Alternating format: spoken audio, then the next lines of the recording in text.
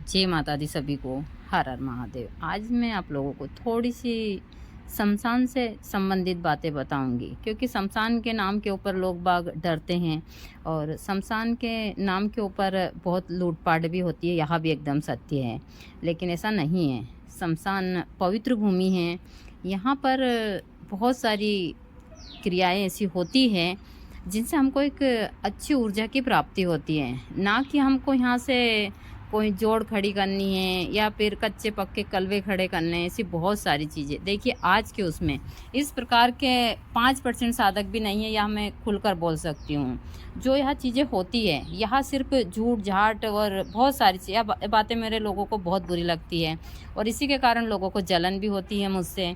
लेकिन सत्य बोलना मेरा काम है, क्योंकि जाना सभी को है। मैं भी यहाँ रहने वाली नहीं हूँ। एक दिन इसी प्रकार मैं भी पंच तत्व में विलीन हो जाऊंगी। तो मैं यही सोचती हूँ कि मैं जब तक रहूँ इन सारी चीज़ों से आप लोगों को अवगत कराऊँ। तो यहाँ जो शमशान है यह बहुत ही पवित्र भूमि है। यहाँ जाकर आप एक वैराग्य आता है। लेकिन यहाँ पर भी बहुत सारे लोग तांडव, उनको कोई मतलब नहीं, वहाँ उसको आप राक्षस प्रकृति के लोग समझ सकते हैं।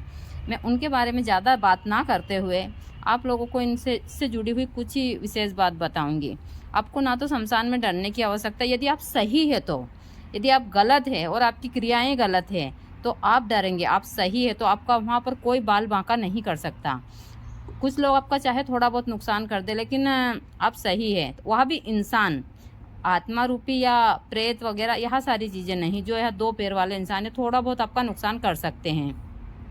लेकिन शमशान में एक साधक यदि सही है तो कोई भूत प्रेत यह चीज़ें कभी नुकसान नहीं पहुंचाएगी, क्योंकि वहाँ लोग भी प्यार के भूखे होते हैं। कभी भटकती आत्मा किसी को मुक्ति नहीं मिलती है, तो वह इन्हीं चीज़ों के द्वारा मुक्त भी हो जाते हैं। हम जब भी हवन करते हैं तो हम प्रार्थना करते हैं, जिस सौ से हम हवन करते हैं, जिस सौ के ऊपर से प्रार्थना करते हैं कि भगवान इनको मुक्त करो, इससे जो भी इनका हाथ गलती उसको क्षमा कर कर आप अपने शरण में लो इनको।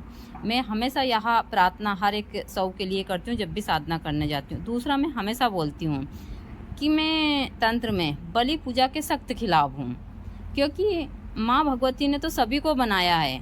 वह कभी रक्त सारी चीज़ें नहीं करती। सबको पता है कि कुछ कारणवश उन्होंने यह सारी जो भी चीज़ें बताई जाती है हमारे ग्रंथ वगैरह में, वो उस कारण से हुई थी। लेकिन लोग बाग अपने उसके लिए, मैंने नवरात्रि में भी देखा है कि माँ काली की मूर्ति पर इतनी बर्बरता से इन जानवर को 4-4 लोग पकड़ते हैं और फिर उनकी मुंडी काट कर भाग कर ले जाते हैं और उसको लोग बाग बड़ी ताली बजा बजा कर और बड़े जयकारे कर कर उसका खून चढ़ाते हैं माँ के ऊपर।